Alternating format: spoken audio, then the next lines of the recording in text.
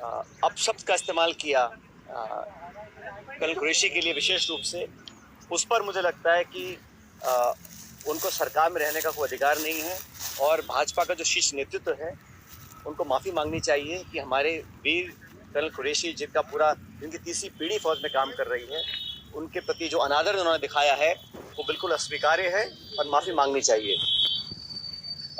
कल फिर हमने देखा कि राष्ट्रपति ट्रंप सऊदी अरब की यात्रा पे गए और वहाँ पे एक बार और उन्होंने बड़े स्पष्ट रूप से कहा कि भारत और पाकिस्तान के बीच जो युद्ध विराम कराया गया वो उनके द्वारा कराया गया और जो शर्त रखी थी उसमें व्यापार की मात्रा बढ़ाने के लिए उन्होंने प्रस्ताव रखा, जिस पर भारत और पाकिस्तान दोनों सहमत हो गए। बार बार अमेरिका के राष्ट्रपति जो ये बयान दे रहे हैं उसका अभी स्पष्ट, सटीक और उच्च स्तरीय लेवल पर कोई खंडन नहीं किया गया है। एक बात और हमने देखी कि जितनी बार भी सोशल मीडिया पर राष्ट्रपति ट्रंप ने अपना पक्ष रखा है इस पूरे मुद्दे को लेकर, उन्होंने एक बार भी आतंकवादी शब्द का इस्तेमाल नहीं किया, उन्होंने टेररिज्म का इस्तेमाल नहीं किया, उन्होंने कहीं भी पाकिस्तान द्वारा दशकों से नामी गिरामी विश्व प्रसिद्ध आतंकवादियों को जो पनाह दी है और जो भारत में लगातार मुंबई से लेके पुलवामा और पहलगाम में जो आतंकवादी हमले हुए हैं उस पर पाकिस्तान का जो प्रूवन ट्रैक रिकॉर्ड है उस पर एक शब्द नहीं कहा। और आश्चर्यजनक बात यह है, मोस्ट सरप्राइजिंगली, वो कश्मीर को बीच में लेकर आ गए। हमारे 26 निहत्थे सैलानियों को मौत की घाट उतारा गया, भारत पर आक्रमण बोला गया। बजाय इसके कि उसकी चर्चा वो करें, उन्होंने बेवजह कश्मीर मसले को हवा देने का काम किया, जो मसला बहुत पहले सेटल हो चुका। कश्मीर का मुद्दा द्विपक्षीय है, उसका अंतर्राष्ट्रीयकरण करना ये पाकिस्तान चाहता है, लेकिन हमने स्पष्ट कह रखा है और आप सबको याद होगा 1994 में कांग्रेस की सरकार में संसद में सर्वसम्मति से एक प्रस्ताव पारित हुआ था कि पाक अधिकृत कश्मीर वो भारत का अभिन्न हिस्सा है।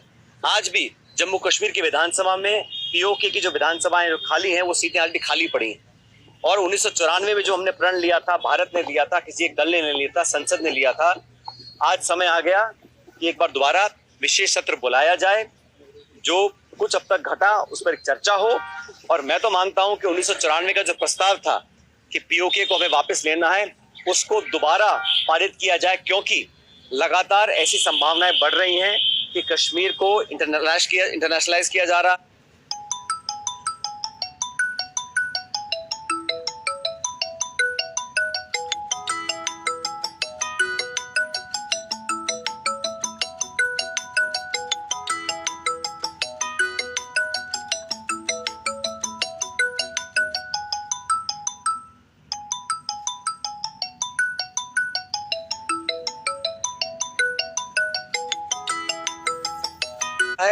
और ये अमेरिका बोल रहा है कि हिंदुस्तान पाकिस्तान की कहीं हम एक न्यूट्रल साइड में मीटिंग करवाएंगे, तो ये मीडिएशन, थर्ड पार्टी इन्वॉल्वमेंट, ये भारत की दशकों पुरानी जो स्टेटेड पॉलिसी है उसके विपरीत जाता है।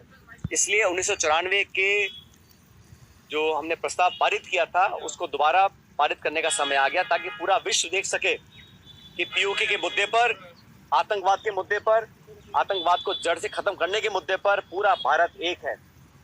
वर्तमान सरकार को अप्रत्याशित समर्थन कांग्रेस ने दिया, विपक्ष ने दिया, और 140 करोड़ लोग आतंकवाद को जड़ से खत्म करने के लिए संकल्पित हैं। इसमें कोई किसी को डाउट नहीं होना चाहिए। लेकिन दुर्भाग्यवश जो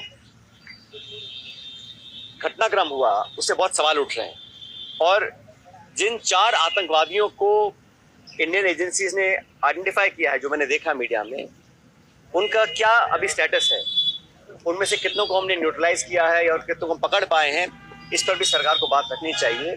आतंकवाद के खिलाफ भारत की सेनाओं के शौर्य के प्रति हम सबका एक मत है, और मैं समझता हूँ जो स्ट्राइक हम लोगों ने किया बड़ी केयरफुली किया। उसमें कोई सिविलियन कैजुअलिटी का टारगेट नहीं था, कोई मिलिट्री इंफ्रास्ट्रक्चर का टारगेट नहीं था। जो पहला स्ट्राइक हुआ 9 जगहों पर, वो बहुत प्रिसाइज था, और ये दिखाता है कि भारत की सेना दुनिया में सर्वोच्च सेना है। Indian army is the most professional army. और हमारे जो एयर स्ट्राइक रहा, स्पेसिफिक टारगेट था, प्रिसिजन बॉम्बिंग थे, उसका मैं समझता हूँ सबने स्वागत किया है। लेकिन उसके बाद अचानक जो युद्ध विराम की घटना की घोषणा अमेरिका के राष्ट्रपति कर रहे हैं, वो अप्रत्याशित है, आज तक कभी नहीं हुआ।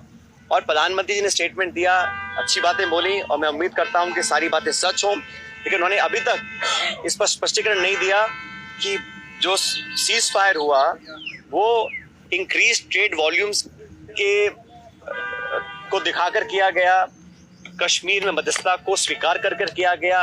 ये ठीक है, विदेश मंत्रालय के प्रवक्ता बोल रहे हैं कि हमारी पॉलिसी में कोई चेंज नहीं है, लेकिन जो परसेप्शन दुनिया में बना है उसका भी हम लोगों को ध्यान रखना पड़ेगा। और हमेशा से पिछले 25 सालों में इंडिया की तुलना, भारत की तुलना चीन से हो रही थी और होनी भी चाहिए। पाकिस्तान जो एक फेल्ड स्टेट है, जहाँ पे आईएसआई और आर्मी देश को कंट्रोल करते हैं, वहाँ की सरकारों में इतनी ताकत नहीं है कि वो अश्योरेंस दे सके। जो अभी सीज फायर हुआ है वो ऐसी क्या अश्योरेंस मिली है कि आने वाले समय में जो पाकिस्तान को IMF का लोन मिला है, जो अमेरिका उनसे इंक्रीज ट्रेड व्यापार की बात कर रहा है, जो उनके पास जो आर्थिक समृद्धि आएगी, क्या वो उस धन का, उस पैसे का दुरुपयोग करके दोबारा से आतंकियों को पनाह देने का काम नहीं करेंगे? क्या जो बंकर, जो इंफ्रास्ट्रक्चर उन्होंने बनाए, ट्रेनिंग कैंप्स बनाए हुए हैं जो हमने ध्वस्त किए हैं, क्या दोबारा वो नहीं पनपेंगे? ऐसी क्या अश्योरेंस हमको मिली है सीज फायर के माध्यम से? इस बात पे हम लोगों को स्पष्टीकरण मेरे को लगता है सरकार को देना चाहिए।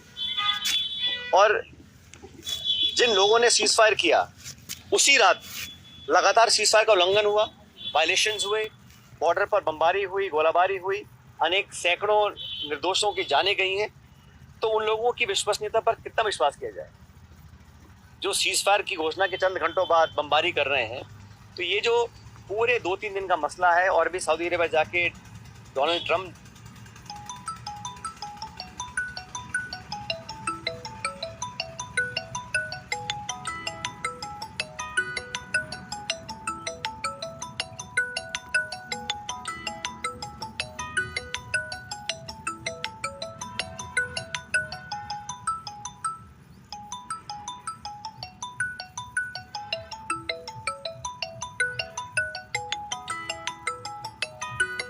राष्ट्रपति ने जो बातें दोबारा बोली हैं, उसका सीधे तौर पर खंडन सरकार ने नहीं किया है। साथियों, मैं मानता हूं कि भारत की तमाम जनता, सभी पॉलिटिकल पार्टीज इस बात पर सहमत है कि भारत ने बहुत आतंकी हमले झेल लिए, चाहे मुंबई की घटना हो, चाहे पुलवामा की हो, चाहे पहलगाम की हो।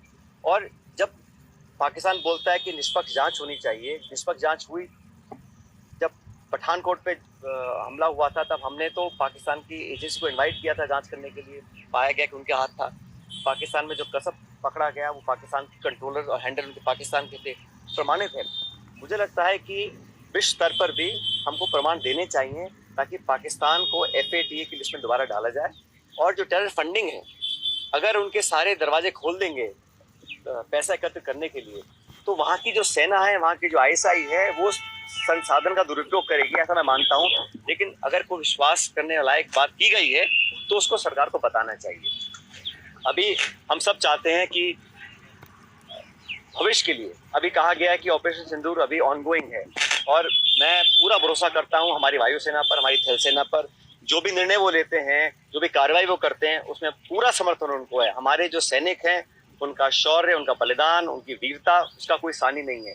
और पूरा भारतवर्ष हमारे फौज के साथ खड़ा है, खड़ा रहेगा। हम तो सरकार के साथ भी हैं, क्योंकि सरकार ने जब तक किया है उस पर भी क्लियरली अपनी बात रख नहीं पाए हैं। और जो ट्रंप साहब बार बार बोले जा रहे हैं और रुक नहीं रहे हैं, उन्होंने पहले कहा कि मैंने सीज़फायर करवा दिया, अब कल वो बोल रहे हैं कि मैंने इनको व्यापार का लालच देकर दोनों को समझा दिया, भारत पाकिस्तान को। तो भारत की तुलना जो पाकिस्तान से हो रही है वो कतई बिल्कुल ठीक नहीं है, क्योंकि कोई तुलना नहीं हो सकती। हम एक शांति प्रिय, लोकतांत्रिक, विकासशील, प्रगतिशील नौजवान देश हैं, जहां हम लोगों ने अमेरिका के साथ संधि करी और इंडो-US न्यूक्लियर डील के बाद हम लोग एक डिफैक्टो न्यूक्लियर स्टेट बने।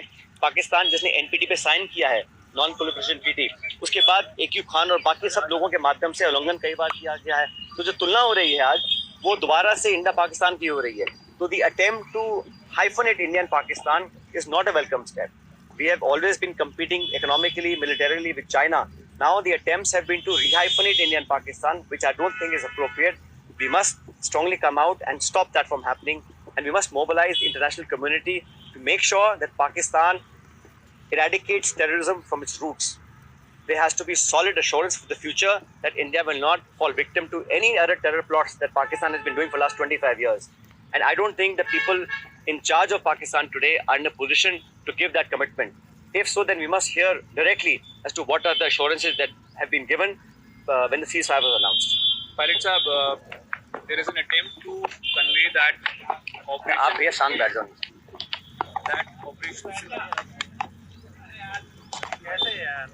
Operation Sindoor will be included in the curriculum. Do you think there is an attempt by the government? I don't want to talk about it. We are very proud of Operation Sindoor.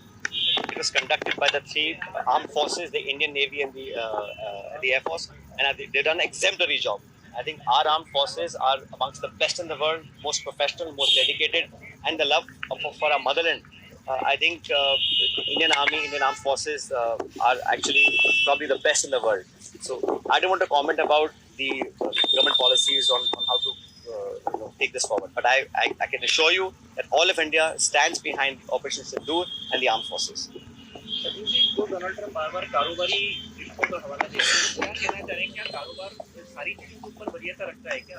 देखिए, मैं समझता हूँ कि we must understand bilateral relations, national security, integrity, border disputes, etc.